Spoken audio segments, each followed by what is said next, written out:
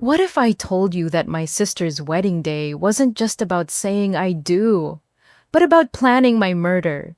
What if the person who caught the bouquet was supposed to be dead by dessert?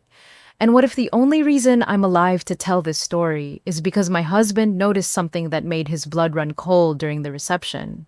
This is the story of how my little sister tried to poison me with the one thing she knew could kill me, all while wearing white and pretending to be the happiest bride in the world. The afternoon sun filtered through the massive windows of the Maritime Hotel ballroom in San Diego, casting everything in that golden light that makes even the most ordinary moments feel cinematic. I stood there, in my Tiffany blue bridesmaid dress, watching the final touches being put on my little sister's wedding venue, and I couldn't shake this weird feeling in my chest. Not bad, exactly. It's just intense. You know, how some days feel bigger than they actually are. Like the universe is holding its breath, waiting for something to happen.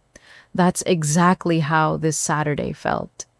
The ballroom was stunning, don't get me wrong. White roses everywhere, crystal chandeliers, catching the light like scattered diamonds, and chairs arranged in perfect rows, facing an altar that looked like something out of a fairy tale. But there was something about the way the shadows fell across the marble floor that made me think of endings rather than beginnings. I was adjusting the silk sash on my dress when Luke appeared behind me in the mirror. 14 years of marriage, and he still made my heart skip a beat when he walked into a room. He looked incredible in his charcoal gray suit, the one I'd bought him for our anniversary last year. But it wasn't just how he looked that caught my attention. It was the way he was looking at me. "You're going to cry before the ceremony even starts," he said, but his voice had this gentle teasing quality that always made me feel like the most cherished woman in the world. He reached around me to fix a strand of hair that had escaped from my updo, his fingers brushing against my neck in that familiar way that still gave me goosebumps. "I'm not going to cry," I protested, even though we both knew I was lying. I've always been the emotional one in our relationship. Luke is steady logical, the one who keeps me grounded when my feelings threaten to sweep me away. It's just, Holly looks so grown up. I can't believe she's actually getting married. The thing about Holly and me is that we've always been different. She's the baby of the family born when I was already 12 and convinced I was practically an adult. For years, she was this tiny person I felt responsible for protecting, especially after Mom died when Holly was just 16. I became more than a sister to her. I became a second mother, a guardian, the one who made sure she didn't make the same mistakes I did. But watching her today, seeing her transform into this radiant bride, I realized she wasn't my little sister anymore. She was a woman making her own choices, starting her own family, building her own life. And as proud as I was, there was this tiny part of me that felt like I was losing something precious. Luke must have sensed my thoughts because he wrapped his arms around me from behind, and we stood there for a moment watching the wedding planners make their final adjustments. The florists were adding more baby's breath to the altar arrangements, and the photographer was testing different angles with his camera. Everything looked perfect. Almost too perfect.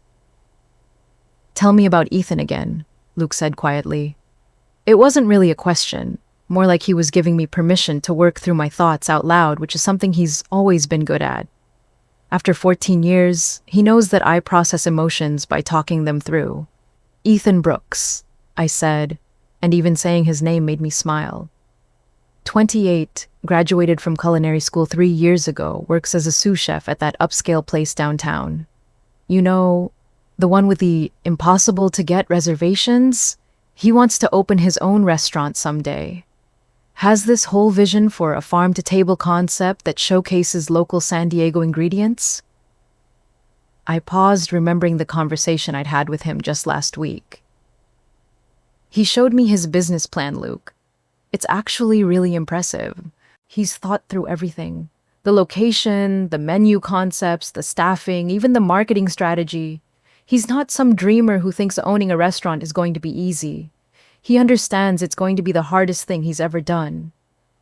And Holly supports this dream of his. She's completely on board.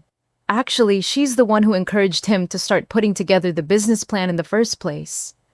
She believes in him more than he believes in himself sometimes. I leaned back against Luke's chest, feeling that familiar sense of safety that comes from being held by someone who knows you completely. I think that's what I love most about them together. They make each other braver. Luke was quiet for a moment, and I could feel him thinking. He has this way of processing information that's different from mine. Where I tend to react emotionally and then work backward to logic, he starts with facts and builds his way up to feelings. It's one of the things that makes us work so well together.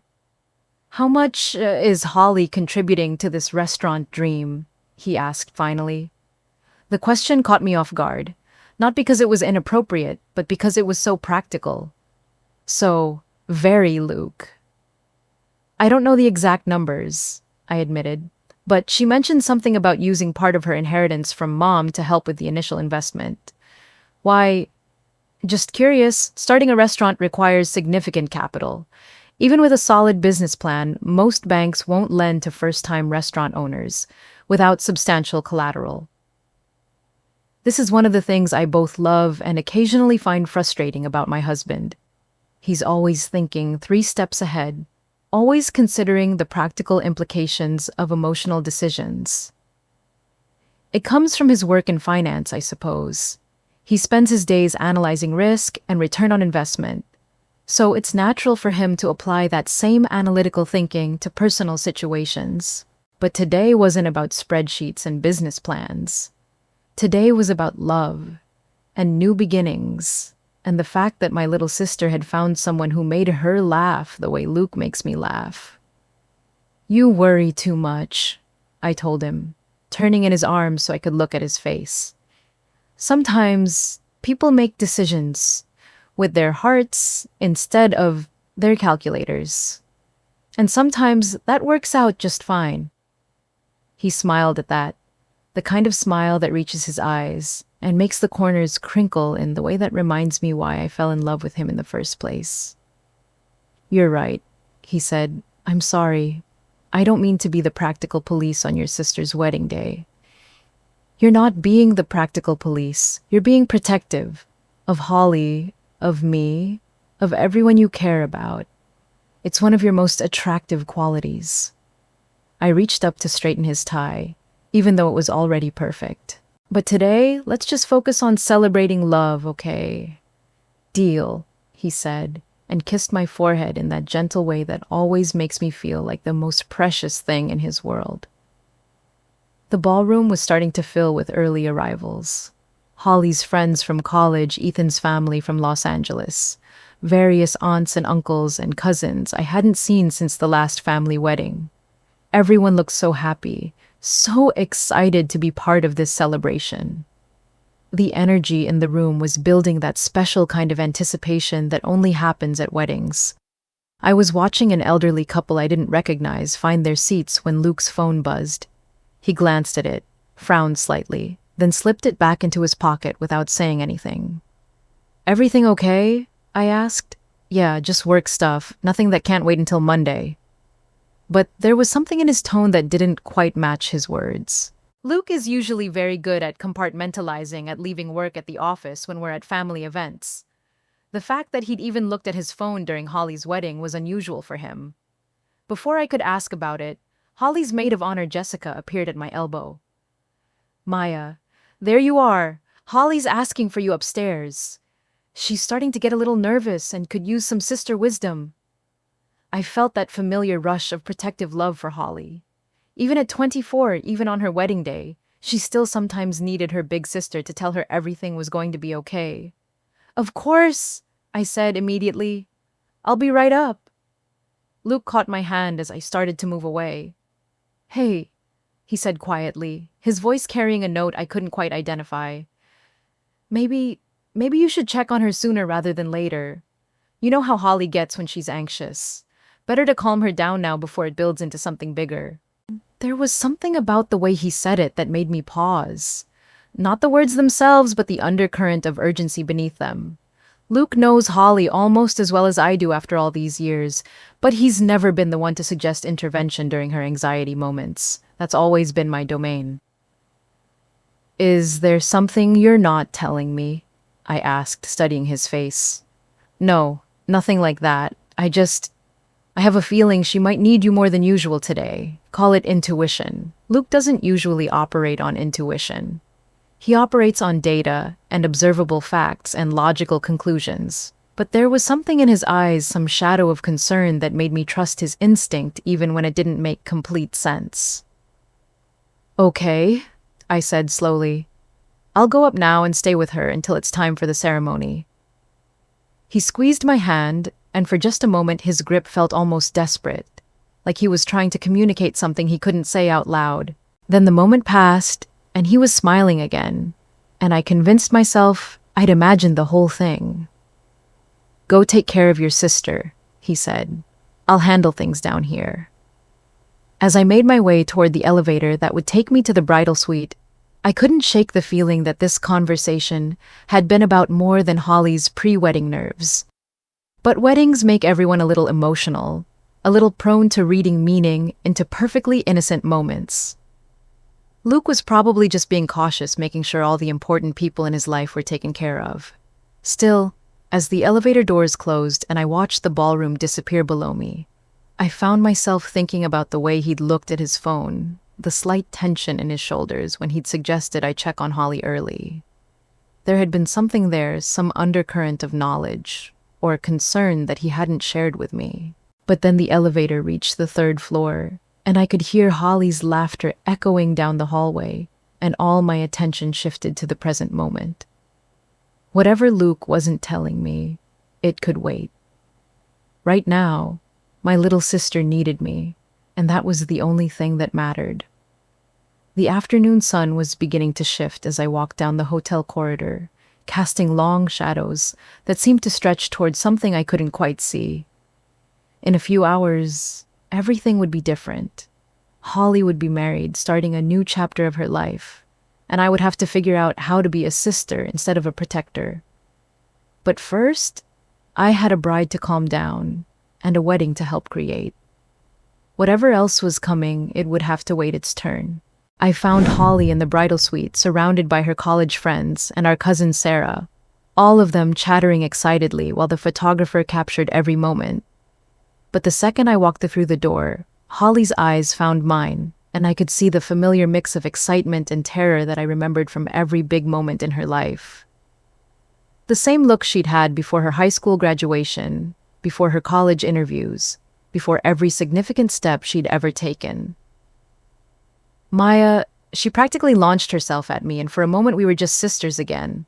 Not bride and bridesmaid, not adults with responsibilities and mortgages and complicated lives. Just Holly and Maya the way we'd been when she was small, and I was the person she turned to when the world felt too big and overwhelming. She looked absolutely stunning. The dress we'd chosen together 6 months ago fit her perfectly, the lace sleeves and flowing train making her look like something out of a vintage Hollywood movie.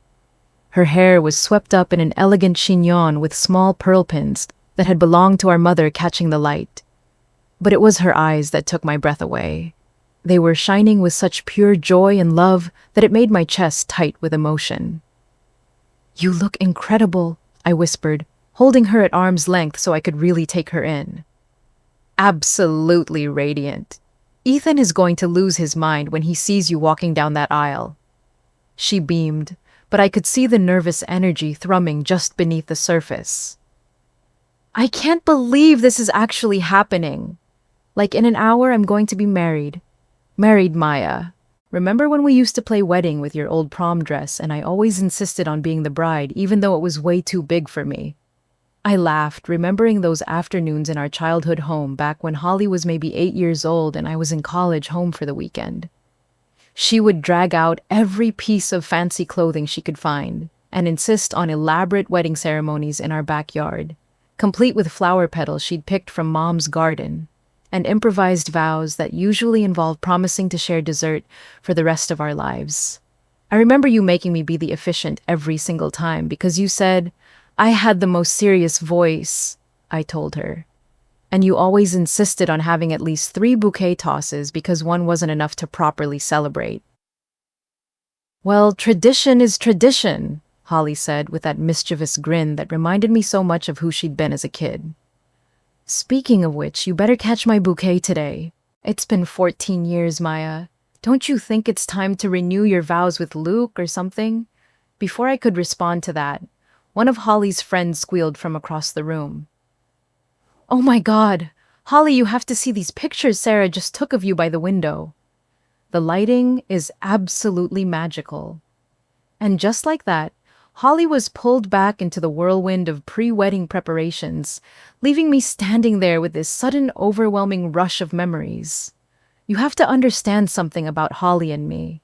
We weren't always close. For the first 10 years of her life, I saw her as this annoying little presence who interrupted my teenage independence and demanded attention when I wanted to focus on my own drama. She was the baby who cried during my favorite TV shows, the toddler who got into my makeup, the elementary schooler who wanted to tag along when I hung out with my friends. I was 18 when I left for college, and honestly, I was relieved to have some distance. I loved Holly, but I was ready to be my own person, to figure out who I was when I wasn't responsible for entertaining a little kid or making sure she didn't get into trouble while mom was working late. But then mom got sick during my junior year. The cancer diagnosis came out of nowhere.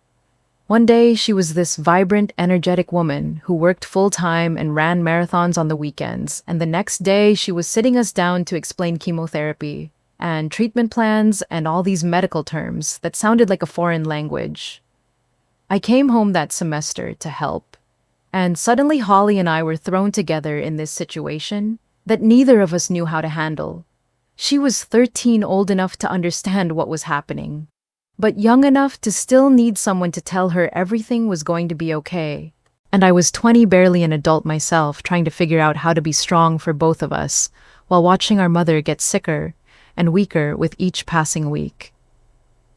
Those months changed everything between us. Late nights in hospital, waiting rooms, taking turns, sleeping in the uncomfortable chairs beside mom's bed, learning how to make her favorite soup when she was too nauseous to eat anything else. Holly stopped being my annoying little sister and became my partner in this terrible, scary experience that we could only get through together. I remember one night in particular, about 2 weeks before mom died. Holly had been trying so hard to be brave, to not cry in front of mom, to act like everything was normal. But that night, she finally broke down. I found her in the kitchen at 2 a.m, sobbing over a bowl of cereal she wasn't eating. "I don't know how to do this without her," she whispered, and my heart shattered into a million pieces. "I don't know how to be a person without mom here to tell me I'm doing it right." I sat down next to her and held her while she cried, and I made her a promise that I've kept every day since. I told her that she would never have to figure out how to be a person alone, that as long as I was alive, she would always have someone who believed in her and supported her and loved her exactly as she was. And that's how we became real sisters. Not just siblings who happened to share parents, but chosen family who would show up for each other no matter what. When mom died 3 weeks later, Holly was 16 and I was 21, and we had to learn how to take care of each other in ways that most sisters never have to. I helped her with the college applications and breakups and friendship drama. She helped me through my first serious relationship with Luke, through the anxiety of starting my career, through all the moments when I doubted whether I was making the right choices. We grew up together in the best possible way, supporting each other through every milestone and celebration and heartbreak. And now, here she was, about to start the biggest adventure of her life, and I couldn't have been prouder or more emotional about it. "Maya, it's time," Sarah announced, and suddenly the room was buzzing with last-minute preparations. Touch-ups to Holly's lipstick, final adjustments to her veil, someone making sure her train was spread perfectly behind her. I took my bouquet from the florist and lined up with the other bridesmaids, watching Holly take one last look at herself in the full-length mirror. She caught my eye in the reflection and smiled, and in that moment, I saw everything she'd become. Not just the scared 16-year-old who'd lost her mother too young, but this confident, radiant woman who was ready to build a life with someone she loved. The processional music started, and my heart began racing in that way it always does during important moments. I'd been in 3 other weddings over the years, but this felt completely different. This was my sister, my chosen family, the person I'd watched grow from a grieving teenager into this incredible adult who was brave enough to commit her whole life to love. I walked down the aisle first, smiling at the guests who'd gathered to celebrate Holly and Ethan. The ballroom looked even more beautiful than it had earlier, with candles flickering on every table and flowers everywhere that caught the late afternoon light streaming through the windows. Everyone looked so happy, so excited to witness this moment. Luke was sitting in the 3rd row on the bride's side, and when our eyes met, he gave me that little smile that still made my stomach flutter after all these years. He looked handsome and proud, and seeing him there made me think about our own wedding day 14 years ago. How nervous I'd been, how sure I was that I was making the best decision of my life, how right everything had felt when he took my hands and promised to love me forever. I took my place at the altar next to the other bridesmaids and turned to watch Holly's entrance. The music swelled and everyone stood as the doors at the back of the ballroom opened. And there she was. Holly looked like an absolute vision walking down the aisle. Her father had died when she was small, so she'd chosen to walk alone, and there was something so powerful about watching her make that journey by herself. Every step was confident, deliberate, her face glowing with joy as she made her way toward Ethan. Ethan looked like he might actually pass out from happiness. The expression on his face when he saw Holly was everything you'd want to see on a groom's face. Pure adoration, amazement, like he couldn't quite believe this incredible woman had chosen to spend her life with him. When Holly reached the altar, she handed me her bouquet, and I could see that her hands were shaking slightly. Happy nerves, the kind that come with big moments that change everything. I gave her hand a quick squeeze and whispered, "You've got this, beautiful." The officiant began the ceremony, and I found myself getting caught up in the emotion of it all. The words about love and commitment and choosing each other every day, the promises they were making not just to each other, but to everyone gathered there to support them. When they got to the vows, I completely lost it. Ethan went first, and his voice was steady despite the tears in his eyes. "Holly, 3 years ago, you walked into the restaurant where I was working the worst dinner rush of my career. I was stressed, covered in marinara sauce, and probably not very pleasant to be around. But you ordered the special anyway, and when you tasted it, you smiled at me like I'd just created something magical instead of barely edible." The guests laughed, and Holly was beaming at him. "You saw potential in me before I saw it in myself," he continued. "You believed in my dreams when they were just half-formed ideas scribbled on napkins. You encouraged me to take risks I was too scared to take alone. And you made me understand that the best recipes aren't just about the ingredients you put together, but about the love you cook them with." I was already crying, but when Holly started her vows, I became a complete mess. "Ethan, you taught me that love isn't just about finding someone who makes you happy. It's about finding someone who makes you want to be the best version of yourself. You make me braver, kinder, more willing to take chances on the things that matter. You've shown me that building a life together isn't about finding someone who completes you, but about finding someone who inspires you to become complete on your own." She paused, looking directly into his eyes.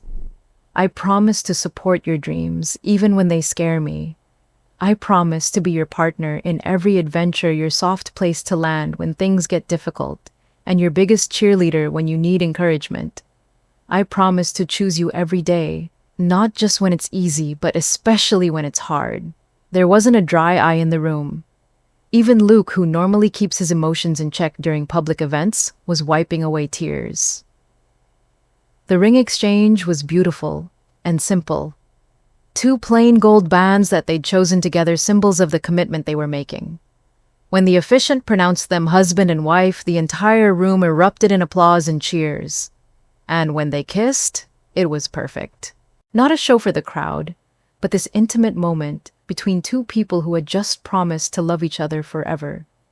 I could feel the joy radiating from everyone in the room, this collective celebration of love and new beginnings.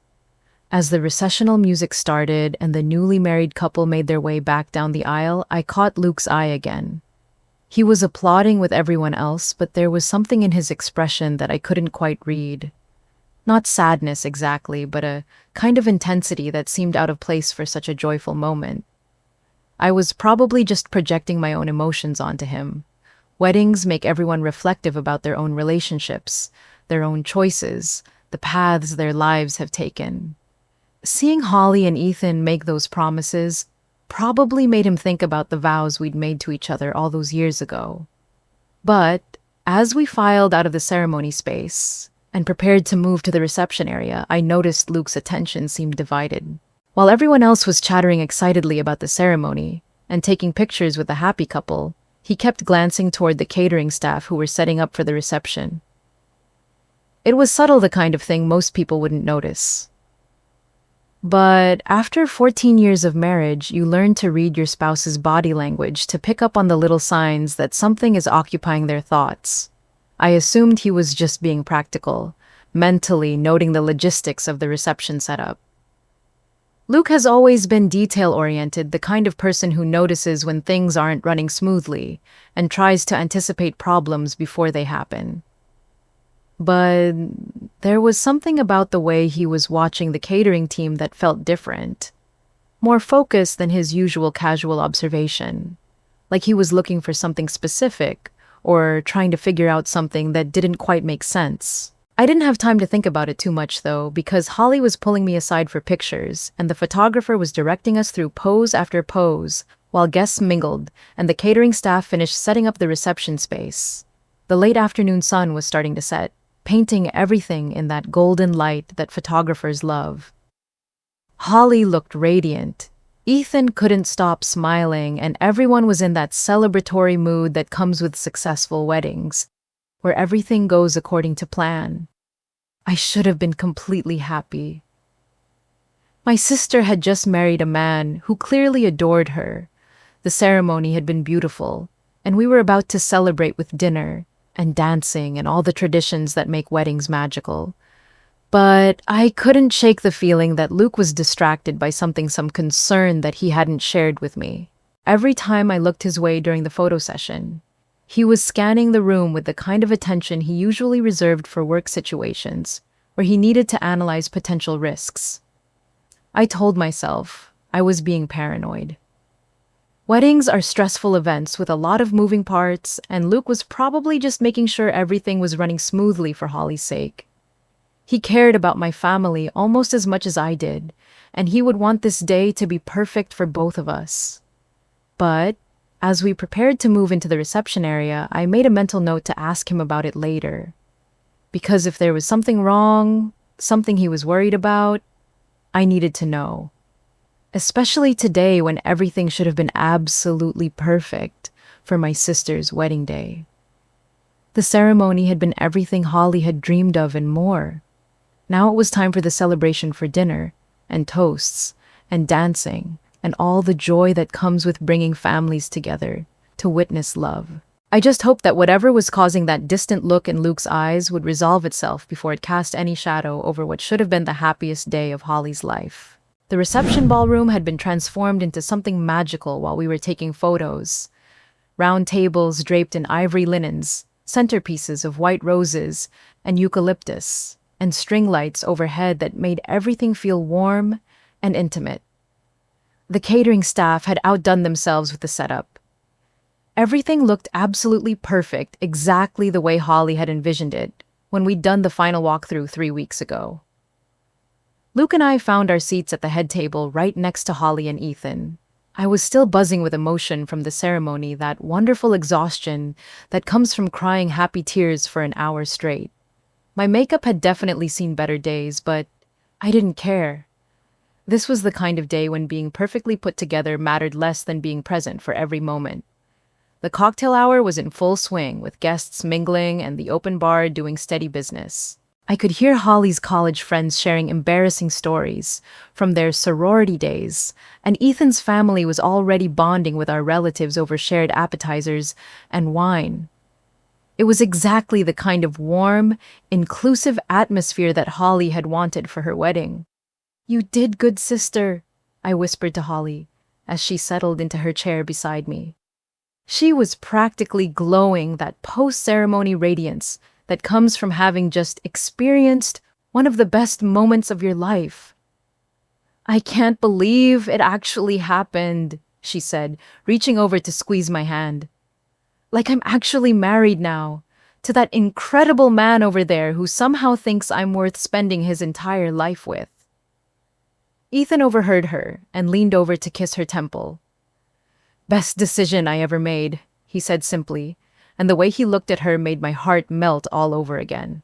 The dinner service began with a choice of butternut squash soup or Caesar salad, followed by the main course options we'd selected during the tasting 6 months ago. Prime rib with horseradish cream sauce, herb-crusted salmon, or a vegetarian option that actually looked appealing enough to make me question my meat-eating ways. The catering company had really delivered on their promises. Luke seemed to relax a bit once we were seated and the formal part of the evening was underway. He made conversation with Ethan's father about baseball and asked Holly's college roommate about her new job in marketing. But I noticed he was still hyper-aware of his surroundings in a way that seemed unusual for him. His eyes kept tracking the movement of the servers as they delivered plates and refilled water glasses. "Are you okay?" I asked quietly while the salad course was being served. "You seem a little distracted tonight." "I'm fine," he said, but his smile didn't quite reach his eyes. "Just want to make sure everything goes smoothly for Holly. You know how important this day is to you, and that makes it important to me, too." It was a sweet sentiment, and it sounded like something Luke would say. He's always been protective of the people I love, understanding that my happiness is tied up in the well-being of my family. But there was still something about his energy that felt off, like he was operating on a different frequency than the rest of us. Before I could push the issue, the best man stood up to give his toast. Ethan's brother Marcus had flown in from Chicago for the wedding, and he had that easy charm that runs in their family. His speech was funny and heartfelt, full of stories about Ethan's terrible cooking attempts in college and his transformation into the talented chef he'd become. But the real change in my brother happened when he met Holly, Marcus said, raising his champagne glass toward the head table. Suddenly, he wasn't just cooking to feed people.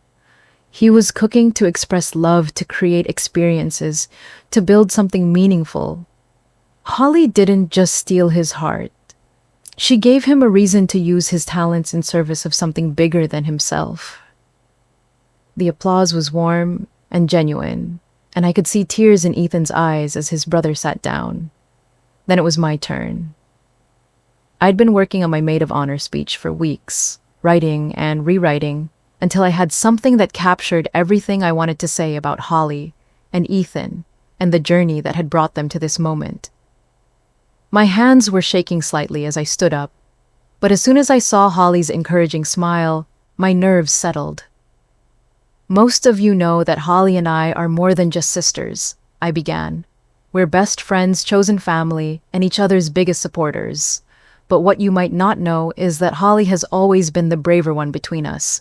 I went on to tell stories about Holly's courage, her kindness, her ability to see the best in people even when they couldn't see it in themselves.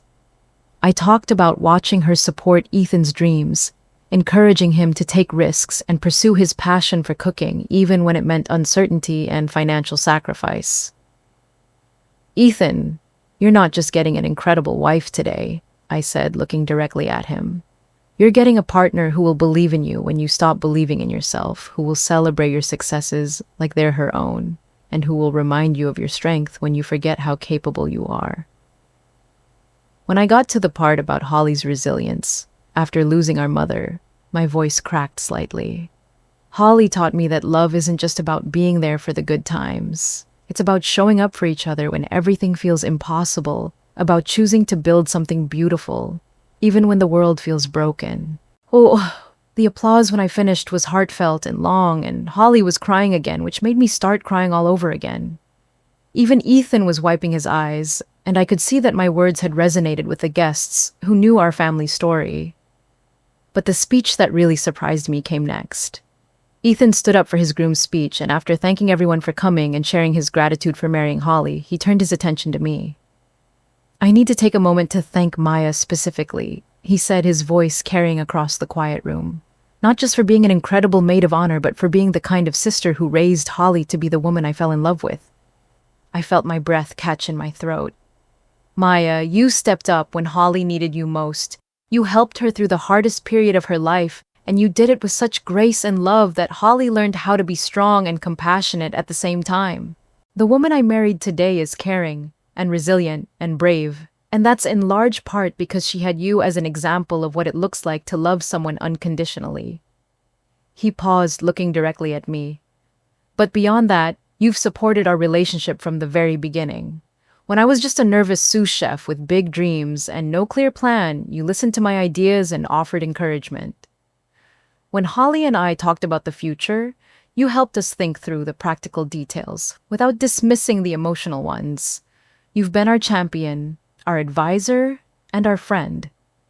The room was completely quiet, everyone hanging on his words. "Holly and I both know that we're starting our marriage with an incredible foundation of family support, and so much of that comes from you. Thank you for raising such an amazing woman, and thank you for welcoming me into your family with such open arms." I was completely overwhelmed. I hadn't expected Ethan to focus so much of his speech on me, and his words touched something deep in my heart. To hear him acknowledge the role I'd played in Holly's life, to recognize the sacrifices and love that had gone into helping her become the person she was today, meant more than I could possibly express.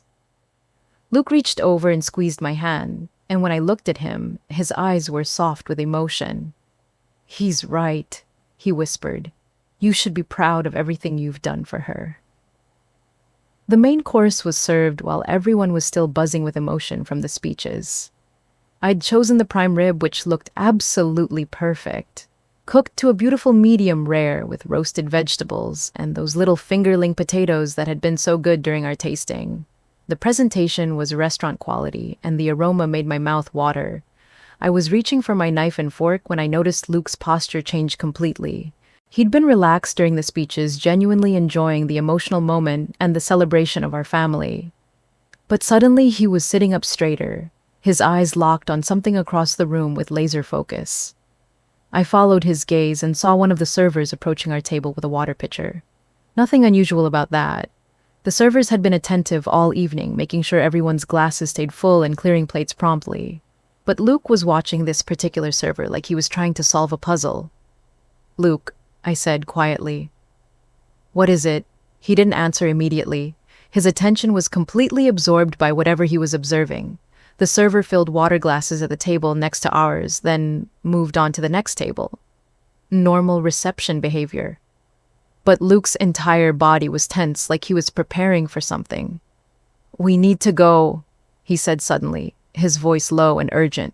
"What?" I looked at my barely touched prime rib, then around at the reception that was in full swing. "Go where, Luke? We can't leave now. Holly just got married. We haven't even had cake yet." "Maya, I need you to trust me. We need to leave right now." There was something in his tone that I'd never heard before. Not panic exactly, but a kind of controlled urgency that made my stomach clench with sudden anxiety. This wasn't Luke being overly cautious or practical. This was Luke responding to some kind of threat that I couldn't see. "You're scaring me," I said, setting down my fork. "What's going on? What did you see?" Instead of answering, he stood up abruptly and reached for my hand. "Come on, we're leaving." "I'm not going anywhere until you tell me what's wrong," I said, but even as I protested, I could feel my heart rate increasing. Luke doesn't act irrationally. If he was this insistent about leaving, there had to be a reason. "Maya, please." His voice was strained now, and when I looked at his face, I could see genuine fear in his eyes. "I'll explain everything once we're out of here, but we need to go now." I looked around the reception, trying to see whatever had spooked him so badly. Everything looked normal. Guests were enjoying their meals, laughing and talking and celebrating. The catering staff was moving efficiently between tables. The band was setting up for dancing later. Nothing seemed out of place or threatening, but Luke was practically vibrating with tension, and his hand on mine was trembling slightly. Okay, I said finally. Okay, we'll go, but you owe me an explanation. I started to stand up, but then I hesitated. How could I leave Holly's wedding reception without saying goodbye, without some explanation for why her maid of honor was suddenly abandoning the celebration? I need to tell Holly we're leaving, I said. I can't just disappear without... No. Luke's grip on my wrist tightened. No goodbyes. We leave now, quietly, and I'll call Holly later to explain. The urgency in his voice overrode my social instincts. Something was seriously wrong enough that Luke was willing to risk offending my sister and disrupting her wedding reception. I'd never seen him like this before, and it terrified me. I grabbed my purse and followed him as he headed for the exit, trying to move casually so we wouldn't draw attention from the other guests. But casual was difficult when your husband was practically dragging you away from your sister's wedding, like the building was on fire. We made it about halfway across the ballroom before people started noticing. Maya, where are you going? Holly's college roommate called out as we passed her table. Everything okay? Asked Ethan's uncle who was sitting near the exit. Luke didn't slow down or acknowledge any of the questions. He kept moving toward the door with single-minded determination, and I had no choice but to follow him. I could feel dozens of pairs of eyes on us confused guests, wondering why the maid of honor was leaving in the middle of dinner. The worst part was that I could see Holly's face from across the room. She'd noticed our hasty exit and looked completely bewildered. Her expression went from confusion to concern as she watched us leave, and I felt sick knowing that I was creating drama and worry on what should have been the happiest day of her life. But Luke's panic was infectious, and by the time we reached the ballroom doors, I was genuinely scared. Whatever he'd seen or realized, it was serious enough to justify this completely out-of-character behavior. We rushed through the hotel lobby, past confused hotel staff and wedding guests who were arriving for other events. Luke kept looking over his shoulder, checking to make sure we weren't being followed. The whole situation felt surreal, like we were in some kind of thriller movie instead of leaving my sister's wedding reception. Luke, you're really freaking me out, I said as we approached the main entrance. Please tell me what's happening. In the car, he said tersely. I'll explain everything in the car. We burst through the front doors of the Maritime Hotel into the cool San Diego evening, and Luke immediately started scanning the valet area like he was looking for threats. The contrast between the elegant, celebratory atmosphere we'd just left and this sudden paranoid urgency was so jarring that I felt like I might be losing my mind. Sir, ma'am, is everything all right? The valet attendant approached us with concern. Do you need assistance? We need our car, Luke said, handing over our valet ticket with hands that were visibly shaking.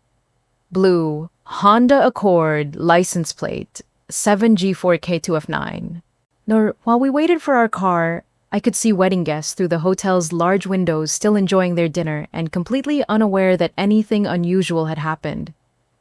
Holly was probably making excuses for our absence, assuring people that everything was fine, even though she had no idea why we'd left. I felt like the worst sister in the world, but I also felt like something terrible was about to happen. Or maybe already had happened and Luke was the only one who knew about it. Our car pulled up to the curb, and Luke practically shoved me into the passenger seat before getting behind the wheel. His hands were still shaking as he started the engine, and I could see sweat beading on his forehead despite the cool evening air. Okay, I said as soon as we were moving. We're in the car, now tell me what the hell is going on. Luke was quiet for a long moment, his eyes checking the rearview mirror repeatedly as he navigated out of the hotel parking area. When he finally spoke, his voice was grim and certain. Maya, he said, I think someone just tried to poison you. The words hit me like a physical blow. For a moment, I couldn't breathe, couldn't process what he'd just said. Poison. At Holly's wedding, Someone had tried to poison me. That's impossible, I whispered. Luke, that's crazy. Who would want to poison me? And why? And how could you possibly know that? But even as I protested, pieces of the evening started clicking into place. Luke's distraction, his hyper-awareness of the catering staff, the way he'd been watching that server so intently, the urgency with which he'd pulled me away from my untouched dinner. I saw Holly talking to one of the kitchen staff earlier, he said quietly. During the cocktail hour while you were taking pictures. She handed him something small like a vial or a bottle, and then I watched him head toward the kitchen. My mind was reeling. That doesn't mean anything. Maybe she was giving him a tip, or asking about the meal timing, or... Maya. Luke's voice was gentle but firm. Think about your allergy. Think about what would happen if someone put peanut extract in your food. The words hit me like ice water. My peanut allergy isn't just an inconvenience. It's life-threatening. Severe anaphylaxis, the kind that requires immediate emergency medical intervention. The kind that could kill me in minutes if I don't get to a hospital fast enough. And Holly knows this. She's known about my allergy since we were kids. She's seen me have reactions, been with me during emergency room visits, knows exactly how dangerous peanuts are for me. No, I said firmly. No, Luke, you're wrong. Holly would never hurt me. Never. She loves me. We're family. You saw how emotional she was during the speeches. She would never do anything to endanger me. But my voice sounded weak and uncertain even to my own ears, because somewhere in the back of my mind, I was remembering things. Small things that hadn't seemed important at the time, but now felt like pieces of a puzzle I'd been too trusting to solve. Holly's questions about our mother's inheritance and how much of it I'd received. Her comments about my successful real estate career and how lucky I was to be so financially secure. The way she'd insisted I sit at the head table right where the servers would know exactly which plate was mine. Her conversation with Luke earlier about my going to check on her like she wanted to make sure I was in a specific place at a specific time. No, I was being paranoid, letting Luke's fear contaminate my rational thinking. Holly was my sister, my best friend, the person I'd protected and supported for over a decade. She would never, ever try to hurt me. But as we drove through the streets of San Diego, away from the hotel and the wedding reception, and everything that should have been safe and celebratory, I couldn't shake the terrible feeling that my world was about to change forever. And that maybe Luke had saved my life. Luke pulled into a parking lot about 5 miles from the hotel, a quiet spot behind a Starbucks that was closed for the evening. The sudden silence after the engine shut off felt deafening. My ears were ringing, whether from shock or adrenaline or the complete unreality of what he'd just told me. I couldn't tell. For a moment, we just sat there, in the darkness, both of us, trying to process what had just happened. The wedding reception was still going on without us. Holly was probably fielding questions about where we'd gone, making excuses, wondering if I was sick or if there had been some kind of emergency. The irony of that thought made my stomach turn. Tell me exactly what you saw, I said, finally, my voice barely above a whisper. From the beginning, every detail. Luke took a deep breath, and I could see him organizing his thoughts, trying to give me the clear, factual account that would help me understand why he'd just pulled me away from my sister's wedding like we were escaping a burning building. During the cocktail hour while you were taking pictures with Holly and the photographer, I was standing near the bar talking to Ethan's cousin about work stuff. Something caught my eye across the room and I looked over to see Holly talking to one of the catering staff. A young guy, maybe mid-20s, wearing the standard server uniform. He paused, rubbing his forehead like he was trying to make sure he remembered everything correctly. At first, I didn't think anything of it. Brides talk to catering staff all the time during receptions. Last-minute requests, questions about timing, that kind of thing. But then I saw her reach into her purse and pull out something small. A little glass bottle or vial, maybe 2 inches tall.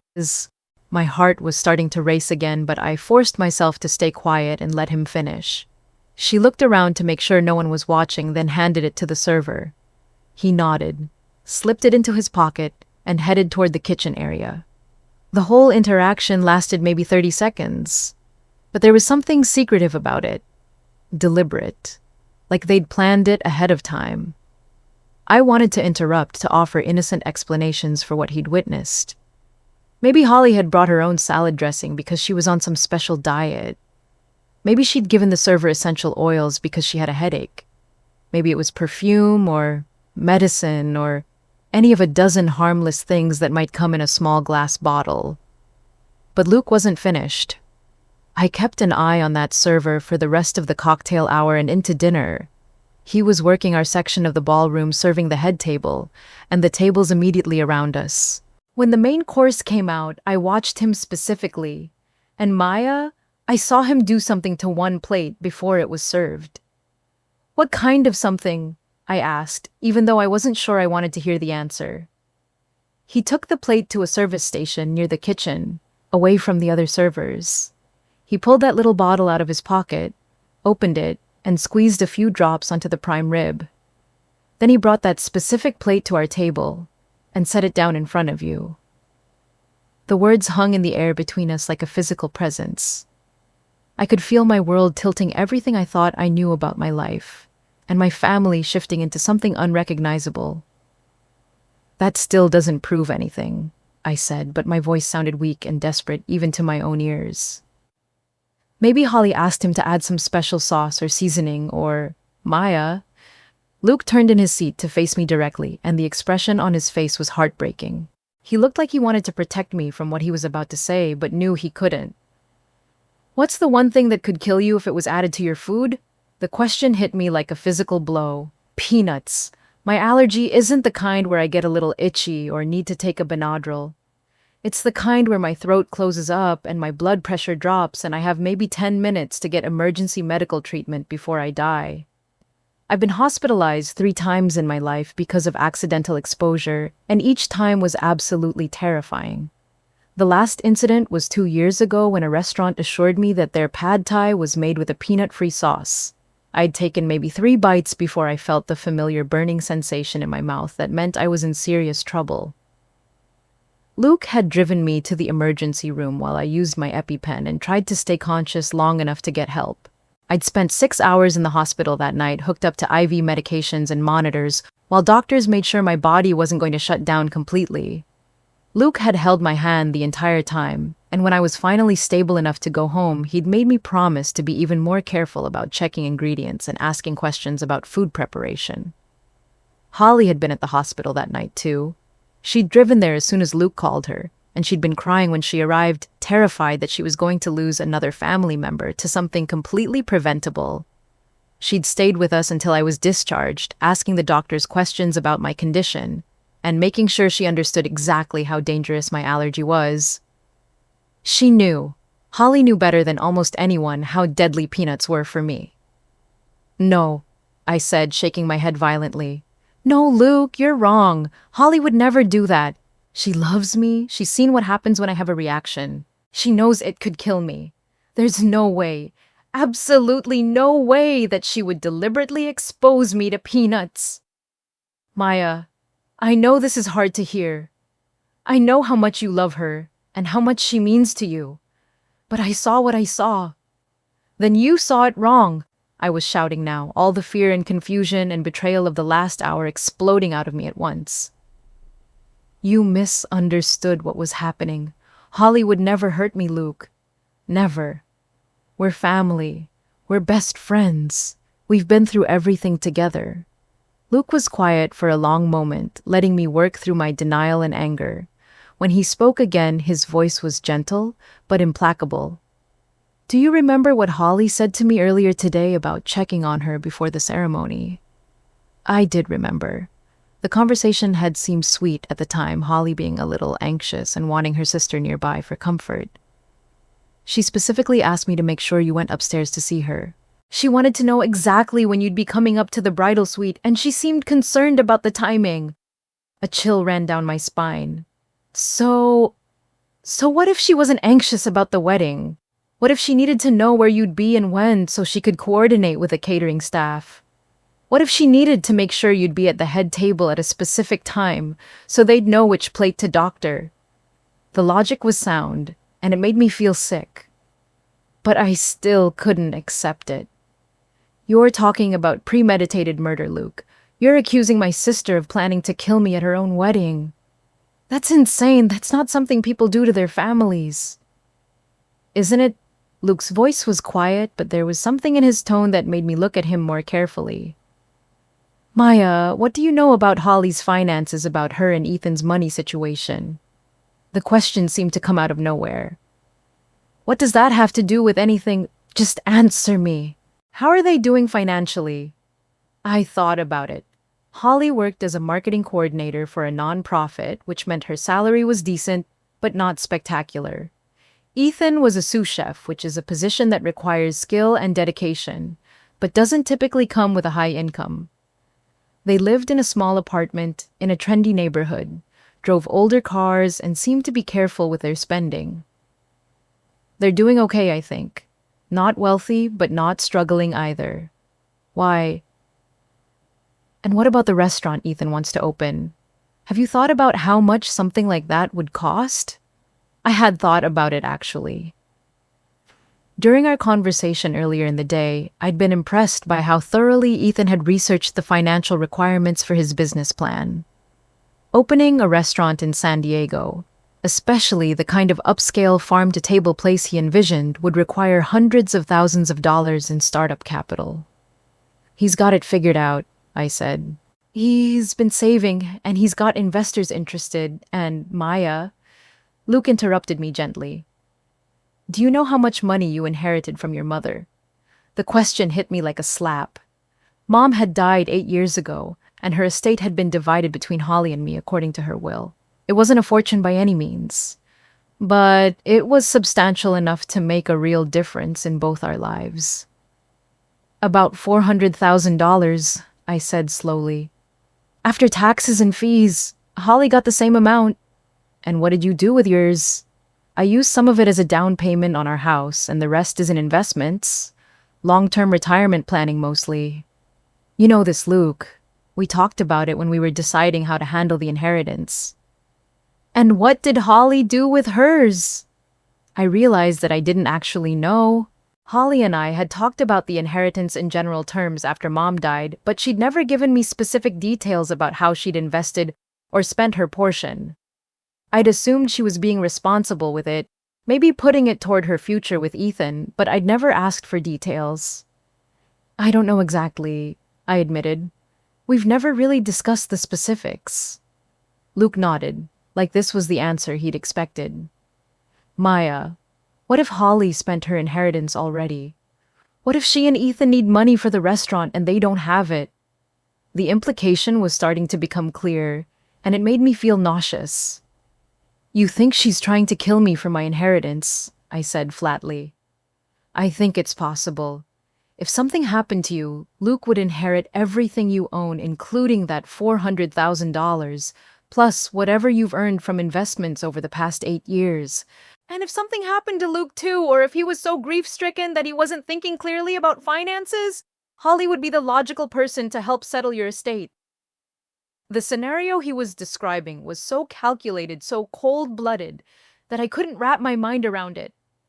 This wasn't the Holly I knew, the sister who had held my hand through Mom's death, who had celebrated every success in my life, like it was her own, who had been so emotional during the wedding speeches when she talked about our bond. But as I sat there in the dark parking lot, trying to process everything Luke had told me, memories started surfacing that I'd previously dismissed as innocent. Holly's casual questions over the past few months about my financial planning and investment strategies. Her comments about how lucky I was to have been so successful in real estate, especially during the market boom. The way she'd mentioned that Ethan's restaurant dreams were expensive, and how challenging it was to secure financing for new businesses. Her suggestion that I should consider being more adventurous with my investments, maybe taking some bigger risks for potentially higher returns. At the time, these conversations had seemed like normal sister talk, But now I was wondering if Holly had been trying to get information about my assets to understand exactly how much money would be available if something happened to me. My phone buzzed with a text message, and I jumped like I'd been electrocuted. "It's probably Holly," I said, looking at the screen. "She's probably wondering where we went." But it wasn't Holly. It was my Aunt Claire mom's sister who lived about an hour north of San Diego and had been at the wedding. "Maya, honey, are you okay? Holly is very worried. She said you and Luke left suddenly during dinner and no one knows why. Please call me when you get this message." I stared at the text, feeling a strange mix of relief and apprehension. Aunt Clara had always been like a second mother to Holly and me, especially after Mom died. She was practical, level-headed, and fiercely protective of both of us. If anyone could help me figure out what was really going on, it would be her. "I need to call Aunt Clara," I told Luke. "She'll know what to do." I dialed her number and she picked up on the first ring. "Maya, thank God. What happened to Holly is beside herself with worry. She said you looked upset when you left and she's been trying to reach you for over an hour." "Aunt Clara," I said, and my voice cracked slightly. "I need to ask you something and I need you to be completely honest with me." "Of course, sweetheart. What is it?" "Have you noticed anything different about Holly lately? Anything that seemed off or concerning or not like her usual self?" There was a long pause on the other end of the line. "What kind of different?" Aunt Clara asked carefully. "I don't know. Maybe something about money or stress or the way she talks about me or my life." Another pause, longer this time. "Maya, what's going on? Why are you asking me this?" I looked at Luke, who nodded encouragingly. Taking a deep breath, I told Aunt Clara everything Luke had seen at the reception. The conversation with the server, the small bottle, the way the food had been prepared specifically for me. I told her about Luke's theory regarding my peanut allergy and my inheritance. By the time I finished, Aunt Clara was completely silent. "Aunt Clara, are you still there?" "I'm here," she said quietly. "Maya, I need you to listen to me very carefully. Do not go back to that hotel. Do not try to confront Holly tonight. Come to my house right now and we'll figure out what to do next." The urgency in her voice surprised me. "You believe Luke? You think Holly actually tried to poison me? I think there are some things about Holly that you don't know. Things I probably should have told you a long time ago. But I didn't want to worry you. And I think Luke may have saved your life tonight." My blood ran cold. "What things? What don't I know?" "Not over the phone. Come here first and then we'll talk. But Maya, honey, I need you to promise me that you'll be careful. If Luke is right about what he saw, then Holly is more dangerous than any of us realized." The words hit me like a physical blow. Dangerous. My little sister, the person I'd protected and loved and supported for over a decade, was dangerous. "I can't believe this is happening," I whispered. "This morning, Holly was just my sister getting married to a man she loves. Now you're telling me she tried to kill me for money." "I know it's hard to accept," Aunt Clara said gently. "But sometimes the people we love the most are capable of things we never imagined. And sometimes protecting ourselves means accepting painful truths about the people we thought we knew." Luke was watching my face as I talked to Aunt Clara, and I could see the worry and love in his expression. He looked like he wanted to take all of this pain away from me, to somehow make it so that Holly was still the sister I thought she was, and our family was still safe and whole. But that wasn't possible anymore. Whatever happened next, everything had changed. The sister I'd loved and protected and trusted with my life had potentially tried to take that life away from me for money. "We'll be there in an hour," I told Aunt Clara. "Drive carefully. And Maya, I love you. We're going to figure this out." After I hung up, Luke and I sat in silence for a few minutes. The reality of the situation was starting to sink in, and it felt like grief. Like someone had died even though everyone was still alive. In a way, someone had died. The Holly. I thought I knew the sister I'd believed in completely was gone. In her place was a stranger who might be capable of murder. What do we do now? I asked Luke. We go to Aunt Clara's house. We figure out what she knows that we don't. And then we decide whether to call the police. The police? The thought of reporting my own sister for attempted murder felt surreal and horrible. Luke, what if we're wrong? What if there's some innocent explanation for what you saw and we end up destroying Holly's life over a misunderstanding? Then we'll deal with that when it happens. But Maya, what if we're right and we don't do anything? What if she tries again? What if next time I'm not there to pull you away from the table? The questions hung in the air between us, unanswerable and terrifying. I thought about Holly's face during the wedding ceremony, how radiant and happy she'd looked when she promised to love Ethan forever. I thought about her speech during the reception, how emotional she'd gotten when she talked about family and love and commitment. Had it all been an act? Had she been planning my death even while she was celebrating the beginning of her new life? I need to know the truth, I said finally. Whatever it is, however bad it is, I need to know what really happened tonight. Luke nodded and started the car. As we pulled out of the parking lot, I took one last look in the direction of the Maritime Hotel. Somewhere in that building, Holly's wedding reception was still going on. Guests were probably eating cake and dancing and celebrating love and new beginnings. And Holly was probably wondering why her plan to kill me had failed. The thought made me feel sick, but it also made me angry. If my sister had really tried to murder me for money, then she was about to learn that I wasn't the passive, trusting victim she'd expected me to be. I'd spent years protecting Holly, taking care of her, making sure she had everything she needed to build a good life. Now it was time to protect myself. I barely slept that night at Aunt Clara's house. Every time I closed my eyes, I saw Holly's face during the wedding ceremony, that radiant smile when she promised to love and honor Ethan for the rest of her life. How could someone look so genuinely happy while planning to murder their own sister? Aunt Clara had filled in some disturbing pieces of the puzzle. She'd noticed Holly asking detailed questions about my finances over the past few months. Questions that had seemed intrusive but not necessarily suspicious at the time. She'd also mentioned that Holly had been unusually interested in the details of Mom's will, specifically the clauses about what would happen to my inheritance if something happened to me. But the most chilling revelation came when Aunt Clara told me about a conversation she'd overheard between Holly and Ethan 3 weeks ago. They'd been discussing their restaurant plans, and Holly had said something about having a solution to their funding problems. When Aunt Clara had asked what she meant, Holly had quickly changed the subject. By morning, I knew I needed answers. Real answers, not speculation or theories. I needed evidence. Luke had contacted a private investigator he knew through work, someone who specialized in corporate fraud but had experience with criminal cases. Detective Mills was a former police officer who'd gone private 5 years ago, and Luke trusted him to handle sensitive situations with discretion. "We need to know exactly what was in that bottle," Detective Mills explained when he arrived at Aunt Clara's house Sunday morning. "And we need to confirm what your husband saw at the reception. If we can establish that food tampering occurred, then we have grounds for a police investigation." He'd already contacted the Maritime Hotel and convinced them to preserve the remaining food from Saturday's reception.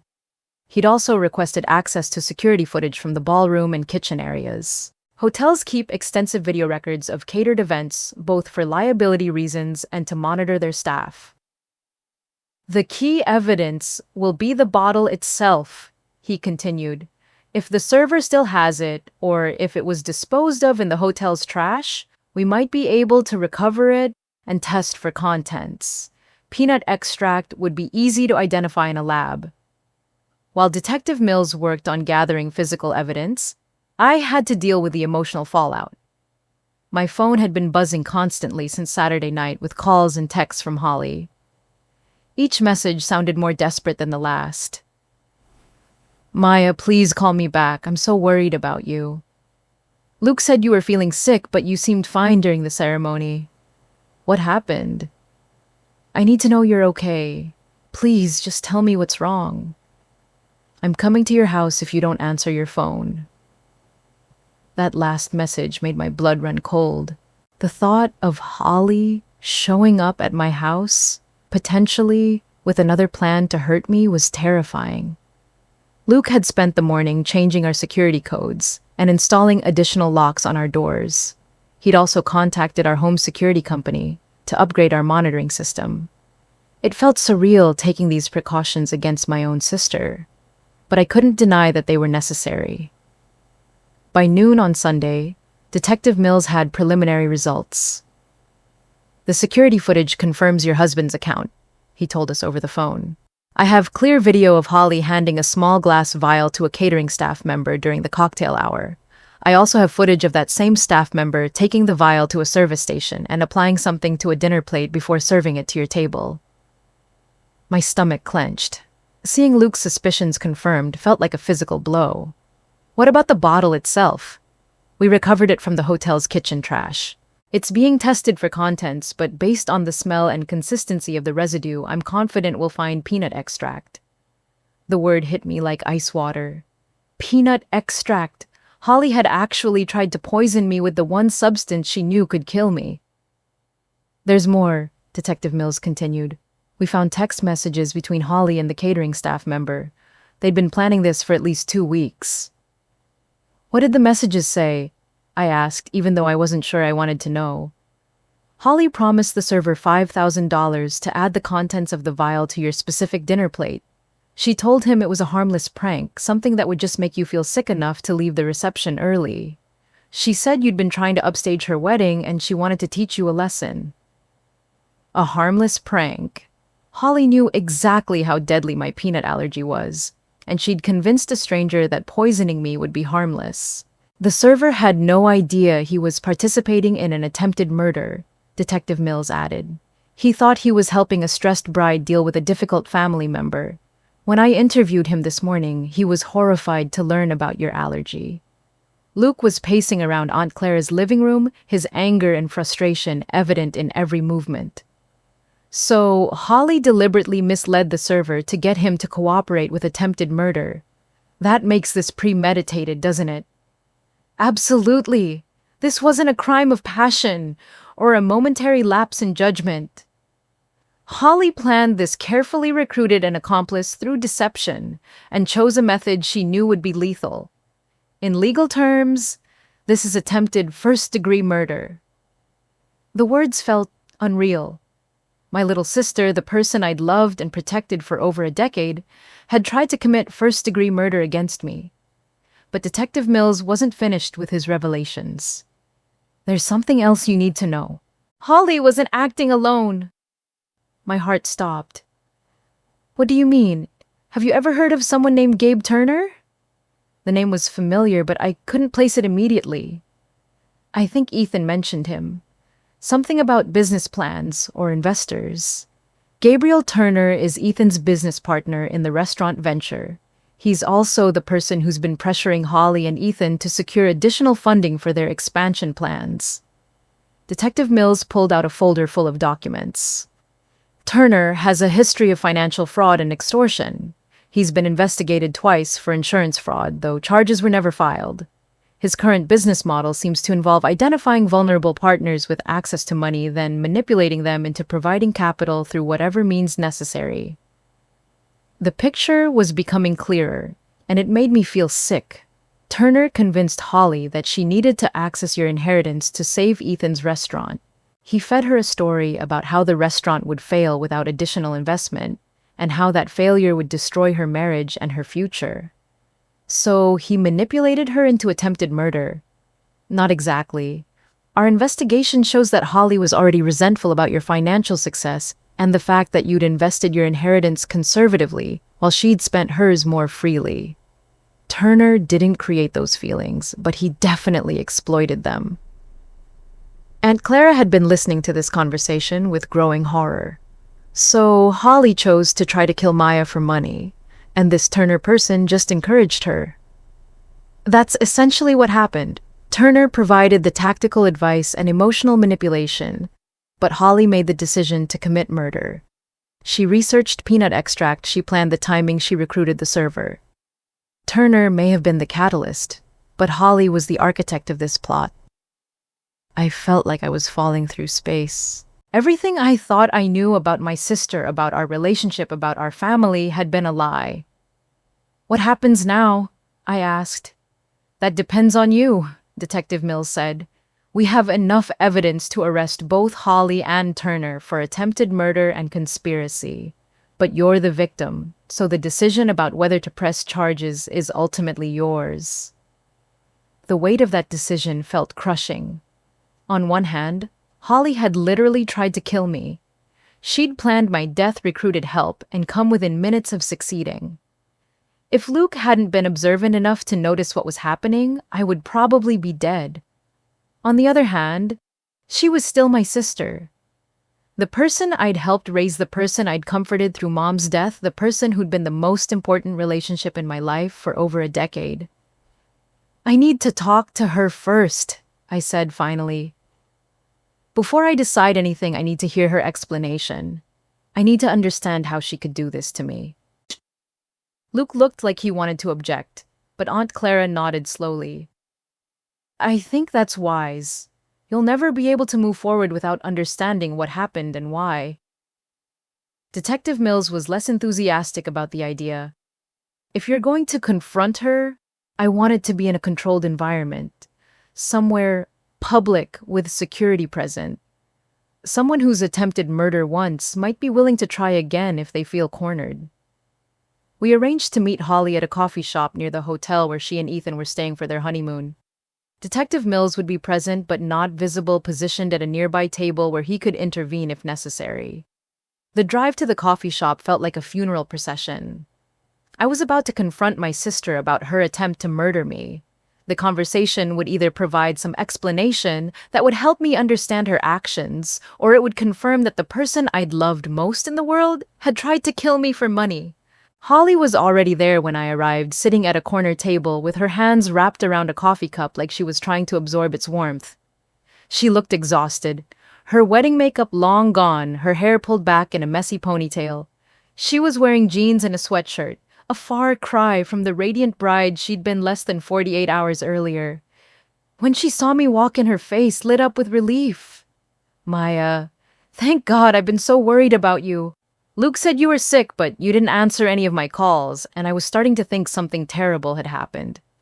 The irony of her concern for my well-being, given what I now knew about Saturday night, was almost overwhelming. I sat down across from her, trying to keep my expression neutral. "Holly, we need to talk." "Of course. What's going on? Are you okay? You look upset." "I know what you did Saturday night." The change in her expression was immediate and dramatic. The relief and concern disappeared, replaced by something I'd never seen on my sister's face before. Fear, guilt, and a kind of calculating coldness that made her look like a stranger. "I don't know what you mean," she said, but her voice was different. Guarded. "The bottle, Holly, the peanut extract, the server, I know everything." For a long moment, she just stared at me. I could see her mind working, trying to figure out how much I actually knew, whether there was any way to deny or minimize what she'd done. Finally, she slumped in her chair, and when she spoke, her voice was barely above a whisper. "How did you find out?" "Luke saw you.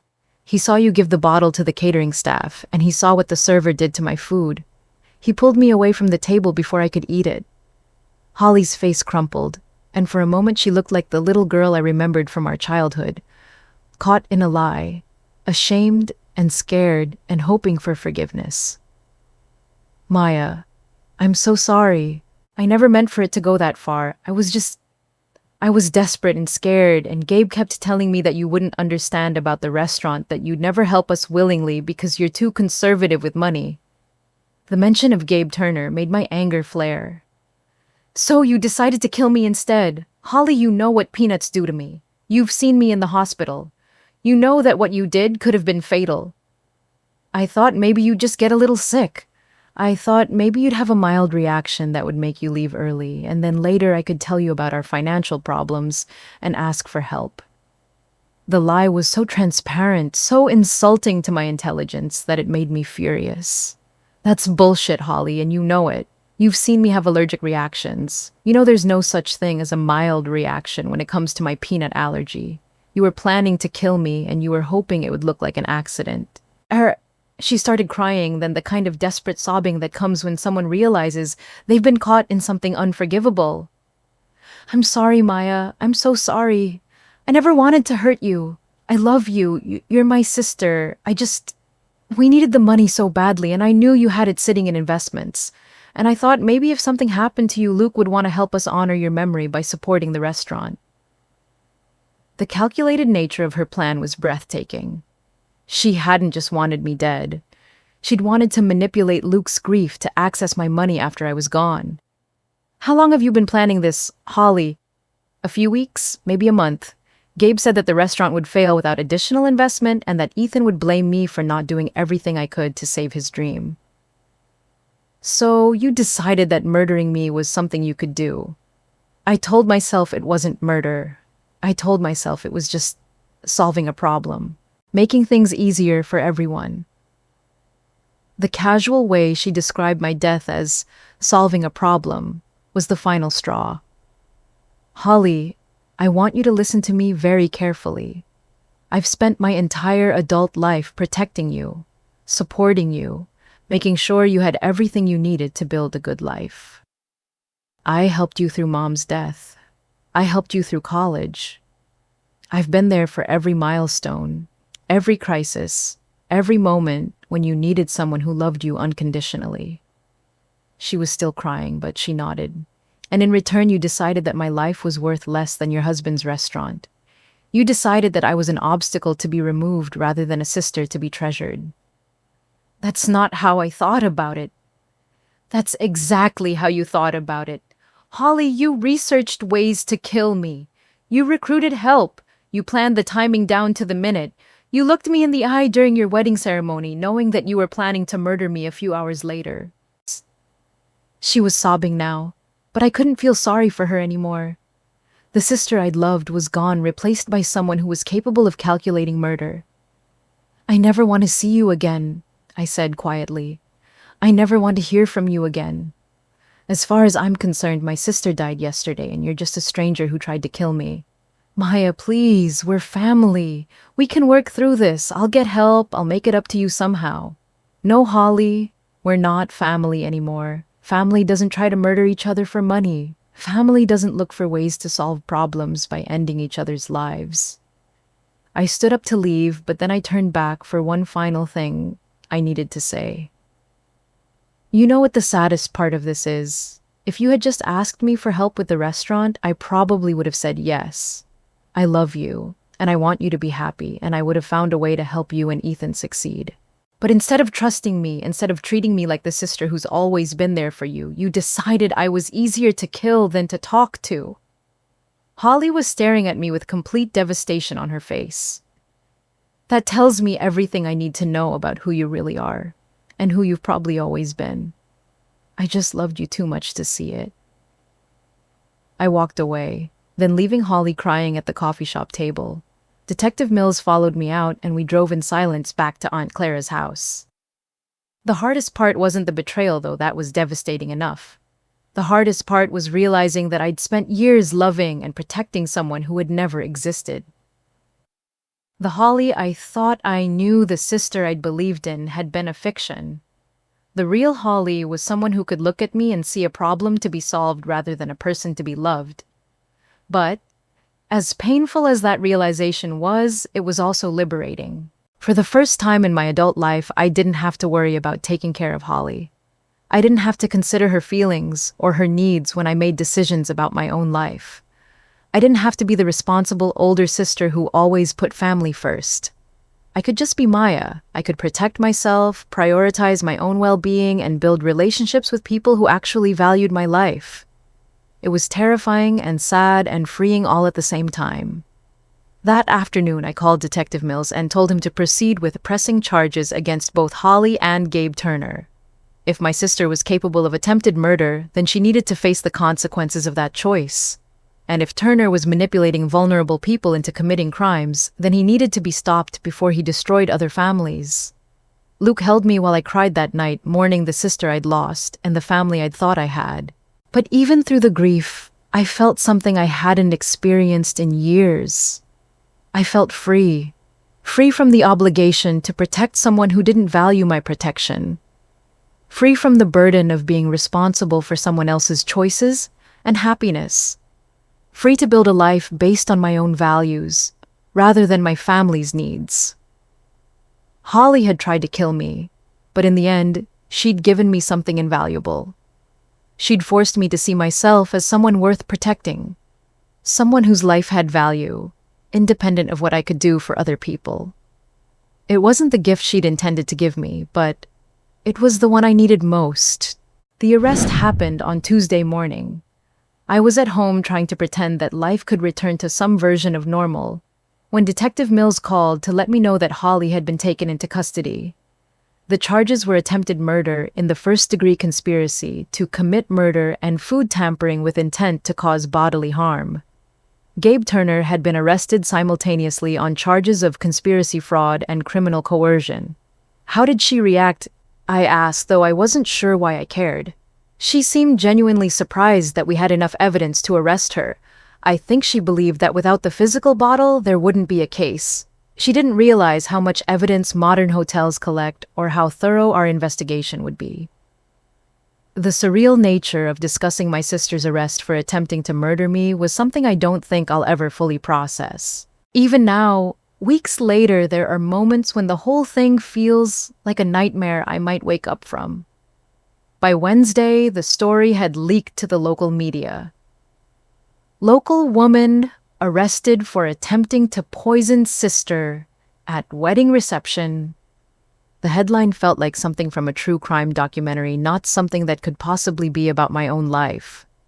The reporter had somehow gotten hold of enough details to make the story compelling.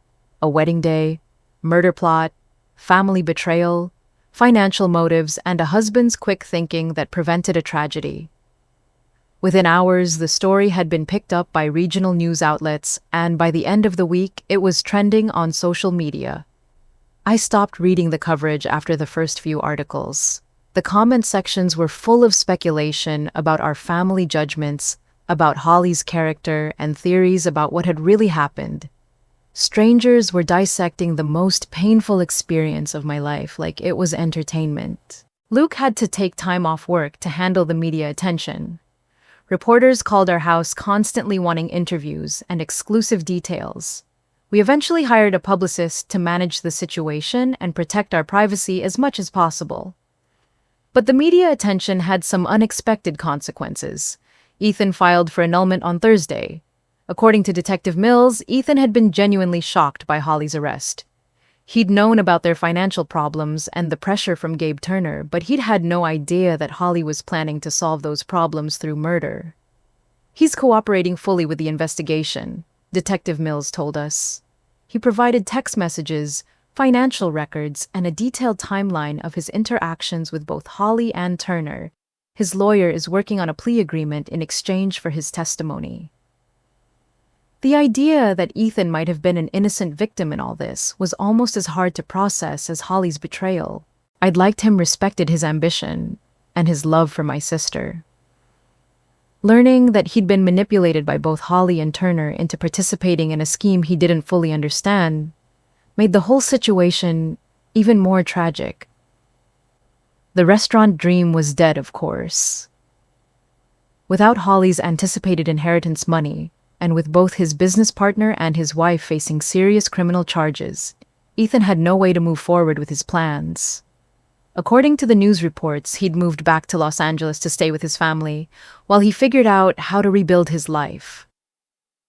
I felt sorry for him, which was a strange emotion to have about someone who'd been peripherally involved in a plot to kill me.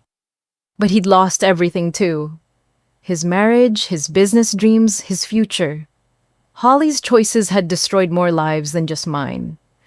Gabe Turner, on the other hand, had disappeared. His lawyers had posted bail within hours of his arrest, and by the time the police went to serve additional warrants, he was gone. His apartment had been cleaned out, his business accounts emptied, and his phone disconnected. Detective Mills suspected he'd fled to Mexico or Central America somewhere without extradition treaties. Men like Turner have escape plans, he explained. He's probably done this before in other cities with other victims. He'll lie low for a few years, then resurface somewhere else with a new identity and a new scheme. The idea that Turner might never face consequences for manipulating Holly into attempted murder was frustrating. But I was learning that justice doesn't always look the way you expect it to. Holly, however, wasn't going anywhere. Her bail had been set at $500,000, an amount she couldn't possibly raise. She was being held at the county jail while her court-appointed attorney tried to negotiate some kind of plea agreement. I'd been asked to provide a victim impact statement for her sentencing hearing whenever that happened.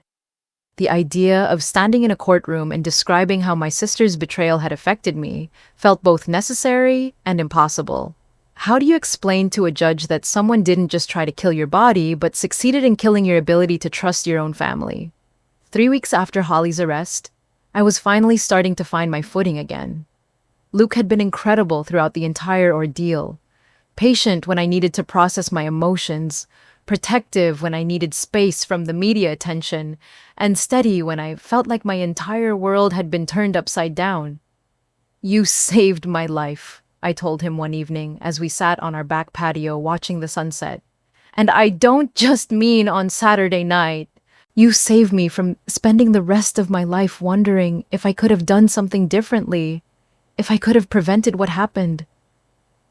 "You would have figured it out eventually," he said. "You're too smart and too strong to let someone manipulate you forever, even if that someone is your sister." "Maybe. But you saw the truth when I couldn't, and you acted on it even when it meant disrupting Holly's wedding and potentially destroying our relationship with her. That took courage." Luke was quiet for a moment. "I keep thinking about what would have happened if I'd been wrong, if there had been some innocent explanation for what I saw, and I dragged you away from your sister's reception for nothing." "But you weren't wrong." "No, but I couldn't have known that for certain at the time. I had to make a choice between potentially embarrassing us and potentially saving your life. When I thought about it that way, the choice was easy. That conversation helped me understand something important about Luke that I'd always known, but never fully appreciated. He doesn't just love me in the abstract. He loves me enough to make difficult decisions on my behalf, even when those decisions might cost him something. Over the past 14 years, I'd seen him demonstrate that kind of protective love in smaller ways. The time he'd confronted my boss about unfair treatment at work. The way he'd handled my mother's medical bills when I was too emotional to deal with insurance companies. His willingness to move across the country when I'd gotten a better job opportunity. But Saturday night had been different. Saturday night, he'd literally saved my life by trusting his instincts and acting decisively, even when it meant overriding my own judgment. I was learning to see myself the way Luke saw me. Not as someone whose primary value came from taking care of other people, but as someone whose life had inherent worth. Someone worth protecting, worth fighting for, worth saving. Aunt Clara had been another source of strength during this period. She'd moved into our guest room for the first week after Holly's arrest, helping us manage the practical details of dealing with a criminal investigation while processing the emotional trauma of family betrayal. "I should have seen this coming," she said one afternoon while we were sorting through old family photos. There were signs that Holly was struggling with resentment and entitlement, but I dismissed them as normal sibling rivalry. "What kind of signs, Sis?" "The way she talked about your success, like it was something that had happened to you, rather than something you'd earned. Her assumption that you should share your resources with her without being asked. The casual way she'd make comments about how easy your life was compared to hers." I remembered some of those comments now conversations that had made me uncomfortable at the time, but that I'd attributed to Holly's natural tendency toward drama. "I think Holly always saw you as someone who existed to make her life easier," Aunt Clara continued. "When she was a child, that made sense. You were older, more responsible, better equipped to handle difficult situations. But as she became an adult, she should have learned to see you as a separate person, with your own needs and boundaries. Instead, she learned to see me as a resource to be managed. Exactly.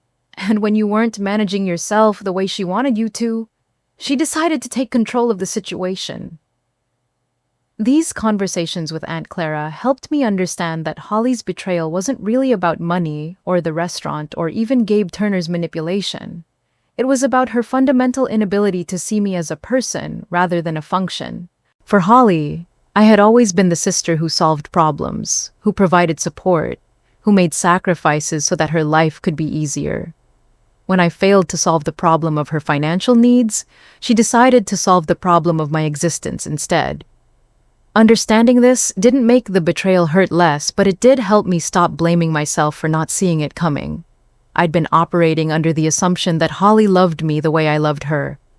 I'd assumed that our relationship was based on mutual care and respect, that we were both invested in each other's well-being and happiness. But love isn't the same thing as need. Holly had needed me relied on, me benefited from my presence in her life. But she'd never actually seen me as someone whose well-being mattered independently of what I could do for her. That realization was devastating, but it was also clarifying. I started rebuilding my life with intentionality. I went back to work the Monday after Holly's arrest, determined to reclaim my professional identity and the sense of competence that came with it. Real estate had always been something I was good at, something that made me feel valuable for my skills and expertise, rather than just my willingness to sacrifice for other people. My colleagues were supportive but respectful of my privacy. A few people asked if I was okay, if there was anything they could do to help, but no one pushed for details about what had happened. I was grateful for their professionalism. I threw myself into a complicated commercial property deal that had been stalled for months. Working through the legal details, negotiating with multiple parties, and solving logistical problems felt like therapy. These were challenges I could control, problems I could actually solve. When the deal closed successfully 3 weeks later, I felt something I hadn't experienced since before Holly's wedding. Pride in my own accomplishments, satisfaction with work well done, a sense that I was rebuilding something important. The commission from that sale was substantial enough to fund a vacation Luke and I had been talking about for years, but never quite managed to take.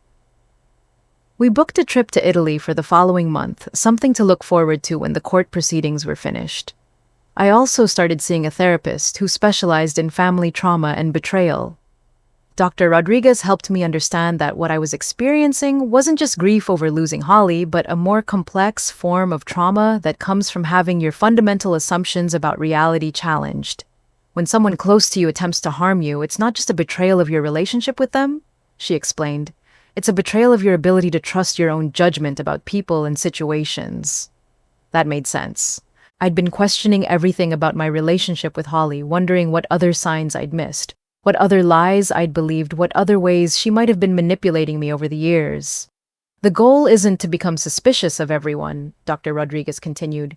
It's to learn to trust yourself again while also developing better boundaries and more realistic expectations about human behavior. These therapy sessions helped me understand that I hadn't been naive or stupid to trust Holly. I'd been operating from a place of love and generosity, qualities that are generally positive, but that can make someone vulnerable to manipulation by people who don't share those values. Learning to protect myself didn't mean becoming cynical or closed off. It meant being more selective about who I invested my emotional energy in, and more attentive to whether that investment was being reciprocated. By the end of those 3 weeks, I was ready to start building the kind of relationships I actually wanted.